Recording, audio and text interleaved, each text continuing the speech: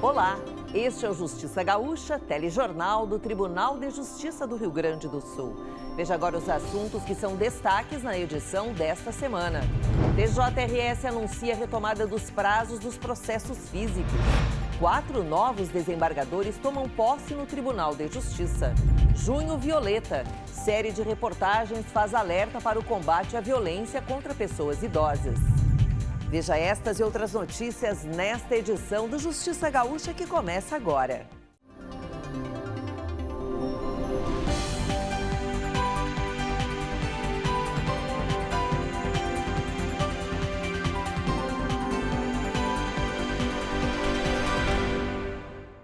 O presidente do Tribunal de Justiça, desembargador Voltaire de Lima Moraes, anunciou em reunião com magistrados que a fluência dos prazos dos processos físicos passará a ocorrer a partir do dia 15 de junho. Nós fizemos uma avaliação da administração com as áreas técnicas do tribunal, especialmente a área de informática, e em razão disso nós estamos projetando essa expectativa que é extremamente reivindicada, basicamente pelos nossos jurisdicionados e os magistrados, os próprios servidores, para que a gente retome o curso normal agora dos prazos dos processos físicos. A medida está sendo adotada após uma série de ações necessárias para garantir o retorno das atividades presenciais, com segurança sanitária e viabilidade dos sistemas de informática em todas as comarcas. Essa fluência é muito importante depois que nós passamos por uma avaliação técnica de tudo aquilo que a gente poderia fazer em razão do ataque cibernético. A importância é a resposta que está se dando à sociedade de todo o empenho que o Tribunal de Justiça, o Poder Judiciário, através de seus servidores e magistrados, vem tendo no intuito de restabelecer o serviço à sua normalidade. Os prazos dos processos físicos foram suspensos em razão da pandemia e estavam prontos para serem retomados quando houve a invasão dos sistemas de informática do TJRS em 28 de abril. Já os prazos dos processos que tramitam de forma eletrônica foram restabelecidos no dia 17 de maio, conforme a resolução número 05 de 2021 da Presidência do Judiciário Gaúcho. Quando já estávamos quase que prontos para retomar as atividades presenciais e, consequentemente, a abertura dos prazos dos processos físicos, fomos aterrorizados com essa invasão cibernética. Isso nos deixou sem muitas alternativas, tivemos que suspender todos os prazos já abertos, inclusive os eletrônicos, para poder dar condições de trabalho. Agora, num esforço imenso da administração, através do seu departamento de informática, da diretoria de informática, conseguimos restabelecer os sistemas e agora avançando no restabelecimento das atividades presenciais nas comarcas, o que dará segurança suficiente à retomada das atividades presenciais. Nós estávamos nos preparando para voltar depois da bandeira preta, que assolou todo o estado do Rio Grande do Sul, e o preparo estava sendo feito diariamente. E em razão disso, nós tivemos que suspender em razão do ataque cibernético. E com os serviços já praticamente normalizados, nós tivemos então condições de dizer que o dia 15, ou seja, a partir do dia 15 de junho, passam a fluir naturalmente os prazos dos processos físicos. Também a partir do mês de junho, a transformação dos processos físicos em 100% eletrônicos está recebendo um grande reforço. Além da força-tarefa própria, o TJRS está concluindo a contratação de novas empresas que irão realizar o serviço de digitalização. Na última quinta-feira, o presidente do Tribunal de Justiça do Estado, o desembargador Voltaire de Lima Moraes, por meio de nota no site do TJRS, afirmou sua perplexidade com atos emitidos por gestores de alguns municípios do Rio Grande do Sul, que ao restringirem ou autorizarem as atividades locais em razão da pandemia, também o fizeram quanto ao funcionamento dos foros das respectivas comarcas. Segundo ele, a medida é inadmissível e compete ao Poder Judiciário a sua autogestão administrativa, estabelecendo as suas diretrizes e executando ações em todas as suas esferas. A nota esclarece ainda que a retomada das atividades presenciais nas 165 comarcas se dará por exclusiva deliberação, levando em conta as normativas do CNJ, as resoluções da Presidência e os atos da Corregedoria Geral da Justiça desta Corte. Em cerimônia semipresencial foi realizada a sessão solene de posse dos 4 novos desembargadores do Tribunal de Justiça. A definição dos nomes ocorreu no final de abril deste ano pelo órgão especial. Os desembargadores Roberto Carvalho Fraga, Leandro Figueira Martins, Carmen Maria Azambuja Farias e Rosana Broglio Garbim foram empossados no dia 31 de maio, em cerimônia semipresencial, ocorrida no plenário ministro Pedro Soares Munhoz, no Tribunal de Justiça. Com muita satisfação, nós estamos apostando nos novos colegas que aqui chegam ao Tribunal de Justiça com toda uma vida dedicada à função judicante no âmbito do primeiro grau e que agora chegam ao tribunal depois de vários anos de experiências vividas no seu dia a dia. Em decorrência da pandemia, a cerimônia dirigida pelo presidente do TJ, desembargador Voltaire de Lima Moraes, teve acesso restrito e seguiu as orientações estabelecidas pelo Comitê de Monitoramento do Coronavírus no Judiciário. Emocionados, os desembargadores empossados agradeceram a oportunidade e falaram sobre os novos desafios em tempos de pandemia. Para mim é um coreamento desses 30 anos de magistratura, né? Eu recebo aqui sabendo do compromisso que tenho com esse novo cargo e com todos os desafios que vêm pela frente, mas com muito orgulho de fazer parte deste Tribunal de Justiça que é reconhecido pelo trabalho dos seus magistrados e servidores. Eu me sinto muito honrado, muito feliz por essa ascensão na carreira. Depois de mais de 25 anos de magistratura, alcançar o tribunal é um desejo de todos nós e espero colaborar e continuar ajudando a Corte para que se mantenha nesse nível de excelência que é o tribunal, que é a Justiça, Poder Judiciário do Rio Grande do Sul. Me sinto muito feliz e honrada por fazer parte do Tribunal de Justiça do Rio Grande do Sul. Estou muito feliz depois de quase 40 anos de carreira na magistratura e chegar até aqui. Estou feliz. Vamos com muita vontade de fazer o melhor. É minha profissão, é meu dever, eu faço com muito prazer. Estou muito honrado de estar nessa casa aqui. Além de suprir as vagas, eles vão trazer novos ventos, novas ideias e isso é muito bom para o Tribunal de Justiça.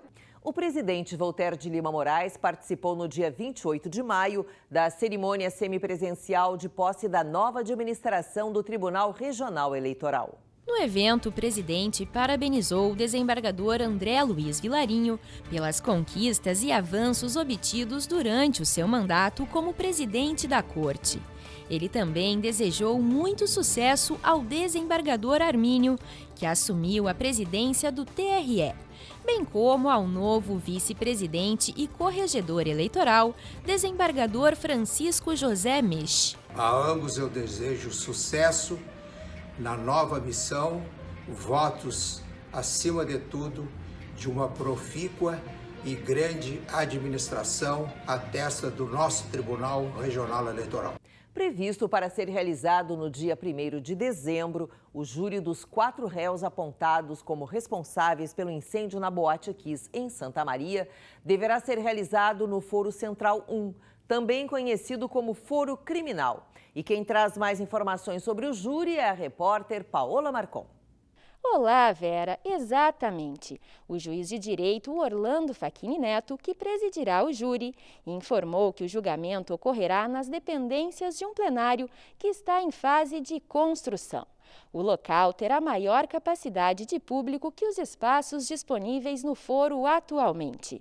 Os empresários e sócios da Boate Kiss, Elisandro Spor e Mauro Hoffman, e os músicos da banda Gurizada Fandangueira, Marcelo de Jesus dos Santos e Luciano Bonilha Leão, respondem por homicídio simples.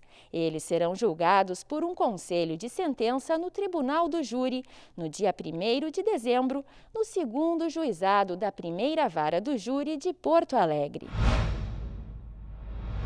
O grupo de mediação que trata do retorno presencial às aulas no Rio Grande do Sul realizou reunião no último dia 2 entre representantes do CEPERS, da MPD e do governo do estado.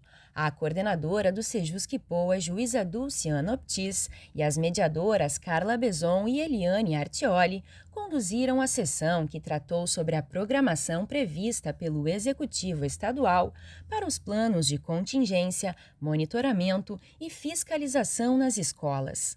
A diretora do Departamento de Atenção Primária e Políticas de Saúde da Secretaria Estadual da Saúde, Ana Costa, disse que o plano de contingência foi feito com equipes de professores e todas as ações foram traçadas em conjunto.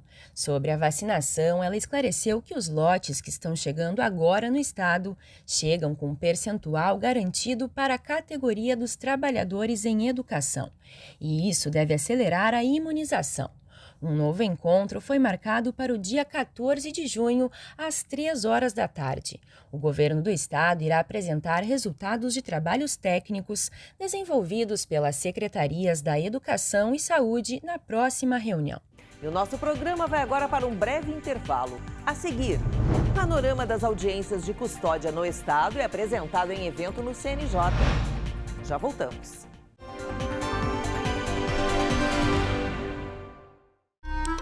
O que acontece com a pessoa que coloca em risco a saúde e a vida do idoso?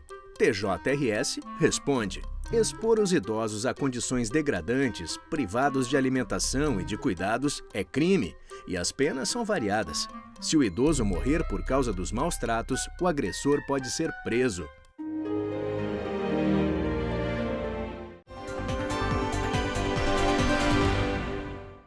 Representantes dos Tribunais de Justiça do Rio Grande do Sul, Espírito Santo e Paraná participaram nos dias 27 e 28 de maio do evento online Altos Estudos em Audiência de Custódia, voltado especificamente a magistrados. Hoje em dia, acho que nós não discutimos mais a importância das audiências de custódia. Eu acho que nós superamos aquela fase inicial, lá em 2015, de desconfiança de que seria mais um ônus para os magistrados. Hoje, não há dúvida alguma da importância deste instrumento como ferramenta de controle da porta de entrada no sistema prisional. O debate foi promovido com o objetivo principal de qualificar a audiência de custódia nestes 3 estados.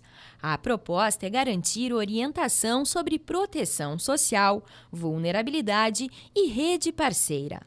Com base no Manual sobre Proteção Social na Audiência de Custódia do CNJ de 2020.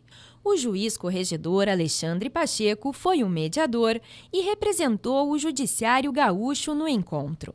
O sistema prisional brasileiro, isso é generalizado, enfrenta problemas graves há décadas em relação à superlotação, e é um problema que vem se agravando ao longo dos anos, E até porque a sociedade tem uma visão muitas vezes distorcida do sistema prisional, do direito penal como um todo, e nós vivemos uma época de superencarceramento. Então isso nos traz severas dificuldades, inclusive de investimentos, de busca de tratamento penal, de a gente ter condições de que os presos saiam em melhores condições dos presídios, estabelecimentos. Outro tema em discussão foram os fluxos sobre a prevenção e o combate à tortura, a partir dos desafios observados na audiência de custódia, com base no Manual sobre a Prevenção e o Combate à Tortura e Maus Tratos, na audiência de custódia do CNJ. Nós temos que buscar um meio termo, nós temos que humanizar o cumprimento da pena, humanizar o ingresso no sistema prisional para que a gente possa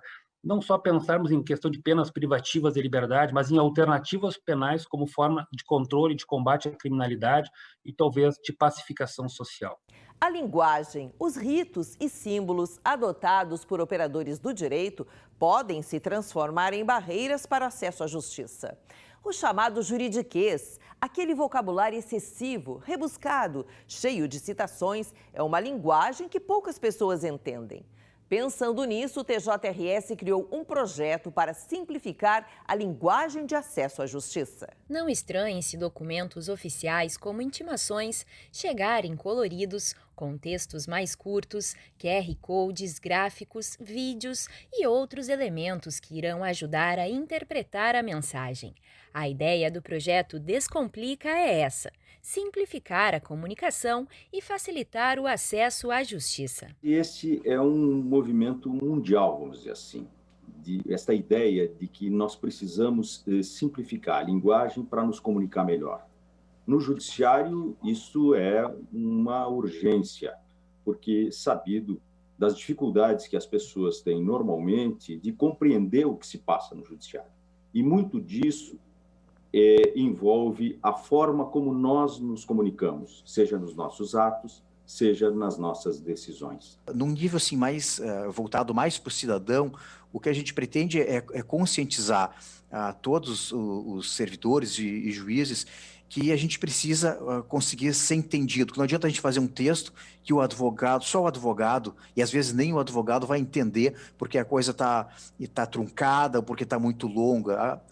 A gente tem que ter uma comunicação eficaz. A iniciativa já começou na Corregedoria Geral da Justiça e está sendo implementada em diversas comarcas do estado. Alguns ofícios circulares estão sendo editados de forma simples para que as orientações oficiais cheguem de forma objetiva. Vários magistrados já apresentaram ideias criativas para melhorar a comunicação com a sociedade. Isso é voltado tanto ao público externo como ao público interno. Ao público interno, na parte que envolve os atos elaborados e editados pelo tribunal, para que façamos isso de modo mais simplificado, de modo mais simples, vamos dizer assim, com uma linguagem mais clara, objetiva, e sobre isso o colega André poderá falar um pouco mais adiante. Em relação ao público externo, que é uma grande preocupação, é no sentido de que o cidadão comum consiga, ao receber um mandado, ler o que, muitas vezes, ele não consegue compreender, afinal, o que a justiça quer dele. Que ele compareça na audiência, que ele cumpra determinado ato, a forma como nós nos comunicamos nos nossos mandados e mesmo nas decisões, às vezes, não são compreendidas pelas pessoas que usam o judiciário. Então, o projeto Descomplica tem esta ideia de facilitar, de uma comunicação mais eficaz, o que se pode obter através de uma linguagem mais simples, mais clara, mais objetiva. Já iniciou, aliás, dentro da Corregedoria, a utilização de duas técnicas. Uma é que se chama de linguagem simples, em inglês é conhecido como plain language, e também técnicas de visual law, que é a utilização de elementos visuais. Então, antes nós fazíamos um texto todo preto e branco, extenso, com palavras muitas vezes desnecessárias e números que não agregavam nada. Agora a gente reduz o texto, deixa mais conciso, traz elementos visuais que facilita a leitura. O presidente do InovaJus também apresentou mais detalhes sobre o Lab 9, laboratório criado pelo Judiciário para operacionalizar essas e outras iniciativas inovadoras. A nossa ideia é criar um laboratório com uma equipe mínima, mas com um máximo de pessoas de diferentes áreas e multidisciplinariedade que, com os seus conhecimentos nas suas respectivas áreas, possam atuar em projetos específicos. Este é um destes projetos. Portanto, nós temos dentro do próprio tribunal pessoas capacitadas que nos apoiam, ajudam na construção destes projetos inovadores. A Comissão de Inovação do Tribunal de Justiça do Rio Grande do Sul transformou o Código de Ética dos Servidores utilizando técnicas visuais e de linguagem mais simples para facilitar a compreensão. O pedido foi feito pela presidenta do Comitê de Compliance e Integridade do TJRS, desembargadora Isabel Dias Almeida. Segundo ela, a intenção é facilitar o entendimento e estar mais próximo do servidor. O desembargador Ricardo Pip Schmidt, presidente da Comissão de Inovação, afirmou que a missão foi recebida com muita satisfação. O documento elaborado permite que se tenha uma compreensão clara de todas as normas de conduta do servidor do judiciário quando em sua atuação, e facilita muito não só a compreensão, como também a acessibilidade, porque este documento, que não substitui o documento original, o código propriamente, ele vai viabilizar que possa ser divulgado este código de ética em linguagem simples por meio do site, do aplicativo e de mensagens que são encaminhadas a todos os servidores. O que fizemos não foi a substituição do texto da normativa existente, e sim uma forma de deixar os direitos e os deveres dos servidores numa forma de mais fácil leitura, de mais fácil compreensão, com a utilização de uma diagramação bacana, com a utilização de ícones. Tudo isso vai facilitar com que o servidor, com que o leitor consiga identificar, procurar, achar, localizar a informação que precisa e compreender bem. O projeto foi coordenado pelo juiz corregedor André Teixeiner. O magistrado apresentou a novidade durante reunião entre os integrantes do InovaJus e do Comitê de Compliance e Integridade no final de maio. Quantas vezes a gente não lê um texto que tem que ler 2 ou 3 vezes aquele parágrafo? É porque não foi feito numa linguagem simples. Então, o nosso objetivo é esse, que seja de fácil compreensão para o leitor. Para produzir este material, as regras foram reorganizadas e agrupadas por similaridade. As frases estão mais curtas e foram aplicadas técnicas de memorização, como ícones e imagens. O Código de Ética pode ser acessado pelo site do TJRS. É possível ver na íntegra o documento e esta nova versão sintetizada com os direitos e deveres dos servidores do Poder Judiciário Estadual. Acho que a tarefa foi cumprida a contento e ficou perfeito para aquilo que se destina.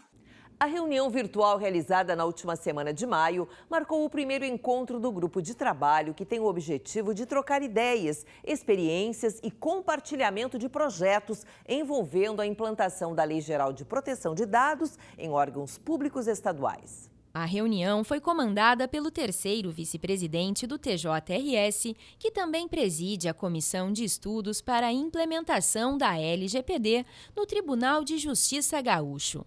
O magistrado foi o autor da criação do grupo para que o setor público do estado do Rio Grande do Sul possa trabalhar em conjunto e de forma alinhada para o atendimento do que determina a legislação vigente. Essa rede de cooperação formada tem o propósito de compartilhar ideias e experiências, a fim de estarmos alinhados e em harmonia quanto ao modo como faremos essa implantação, em benefício do cidadão, para a correta guarda, proteção e tratamento dos seus dados pessoais. Junho Violeta é o mês da conscientização da violência contra a pessoa idosa. De acordo com o dicionário formal da língua portuguesa, violência é conceituada como qualidade ou caráter de violento, do que age com força, ímpeto. Porém, quando analisamos os aspectos jurídicos, este conceito ganha mais amplitude e relevância. Afinal, todo e qualquer constrangimento físico ou moral exercido sobre alguém que agrida ou obrigue uma pessoa a fazer o que lhe é imposto também pode ser considerado ato de violência. Mas afinal, quais são os tipos de violência contra a pessoa idosa? As respostas você confere agora, na primeira reportagem da série especial de combate à violência contra pessoas idosas.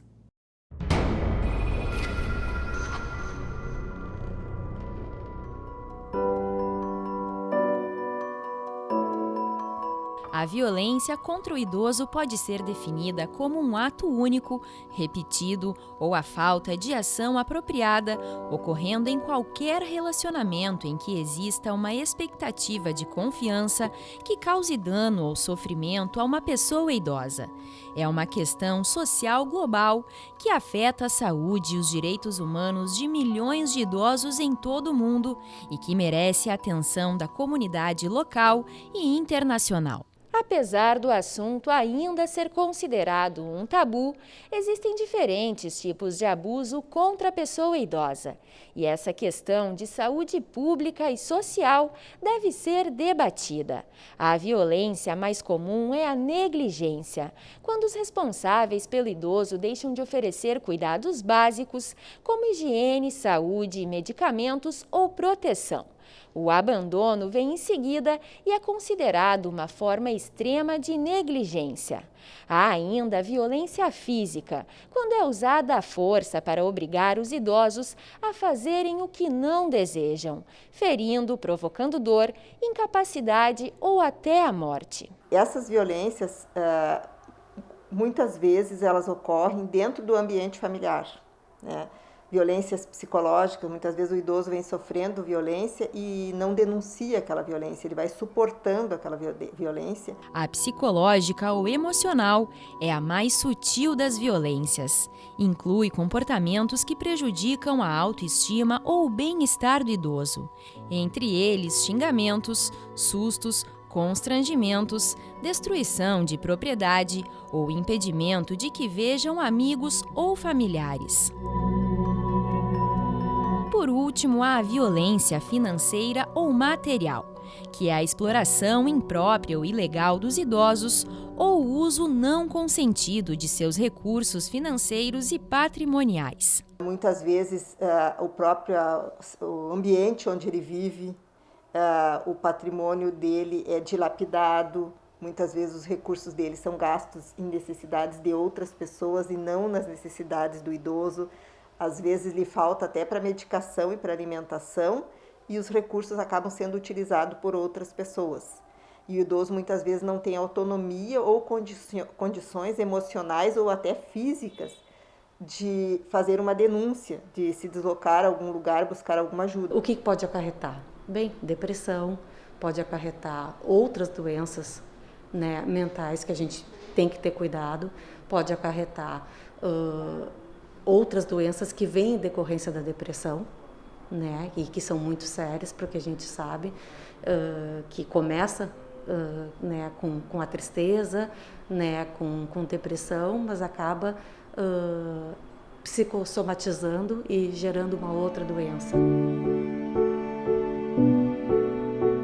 O Tribunal de Justiça do Rio Grande do Sul, através do Comitê Interinstitucional de Defesa e Proteção da Pessoa Idosa, trabalha para coibir qualquer tipo de violência. Através de ações integradas com outras instituições, o Judiciário Gaúcho atua para melhorar os serviços públicos, divulgar os seus direitos e prestar assistência através da rede de proteção aos idosos. Conforme o tipo de violência que ele está sofrendo, ele não pode voltar para o mesmo lugar, porque a violência vai tender a se agravar ou continuar. Existem encaminhamentos a serem feitos pelo serviço social, né? Tem as estruturas, as redes, tanto no estado quanto no município, onde haverá acolhimento e encaminhamento para o local adequado. Não precisa estar doente para procurar ajuda, porque um idoso que tem uma rede, né, desde um clínico geral, desde um psicólogo, que ele pode confiar, ele vai conseguir ter uma rede para poder dizer, olha, né, estão descuidando de mim, olha, né, eu não estou tendo horas de sol, eu não estou tendo espaço para caminhar, que são cuidadinhos pequenos, mas assim, ele vai poder ter aonde falar. E principalmente porque a gente está dizendo que o descuido muitas vezes vem de perto, né? Não vem de um estranho que entra na casa dele e bate nele ou descuida dele, né? Vem da rede de perto. Então, assim, essa rede de prevenção é muito importante. Todo e qualquer tipo de violência deve ser coibida. E é dever da sociedade ficar atenta e proteger a pessoa idosa. Se você presenciar ou for vítima de qualquer forma de abuso, denuncie. Procure as unidades municipais de saúde ou delegacias. Disque 100 para direitos humanos ou, em situações de risco, ligue 190 para a Polícia Militar. E estamos encerrando mais um programa Justiça Gaúcha. Se você quiser entrar em contato com a gente, escreva para o nosso e-mail. E para assistir aos programas é só acessar tjrs.jus.br. As edições anteriores do Justiça Gaúcha ficam no link que aparece aqui na tela. E o TJRS também está nas redes sociais. Para nos seguir, basta procurar pelo perfil e saiba tudo sobre o que acontece no Poder Judiciário. Ficamos por aqui, mas na semana que vem estamos de volta. Eu espero por você. Até lá!